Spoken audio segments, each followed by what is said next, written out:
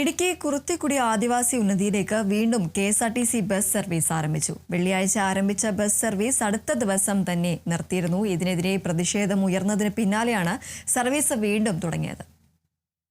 കഴിഞ്ഞ വെള്ളിയാഴ്ചയായിരുന്നു കുറുത്തിക്കുടി ഉന്നതിയിലേക്ക് ആദ്യമായൊരു KSRTC bus service നടത്തിയത്.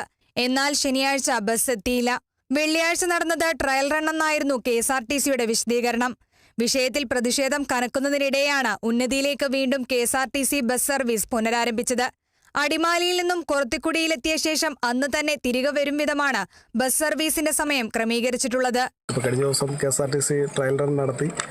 അതിനെ തുടർന്ന് ഉച്ചയ്ക്ക് 2 മണിക്കുള്ള സർവീസ് പുറത്തുവരെ പോകുന്നതിന് കെ.എസ്.ആർ.ടി.സി ഉത്തരവാക്കിയിട്ടുണ്ട്. ഇടയ്ക്കുണ്ടായിരുന്ന തടസ്സവും നീക്കിക്കൊണ്ടാണ് കെ.എസ്.ആർ.ടി.സി ബസ് സർവീസ് നടത്തുന്നതിന് വേണ്ടി തീരുമാനിച്ചിരിക്കുന്നത്.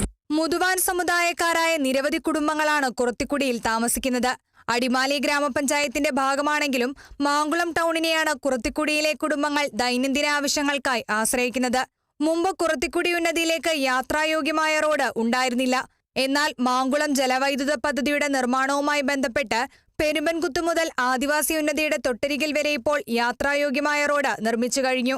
ഇതോടെയാണ് കുറുത്തിക്കുടിയിലേക്കും കെ.എസ്.ആർ.ടി.സി ബസ് സർവീസ് സാധ്യമായത്. Kerala vision news, Idukki.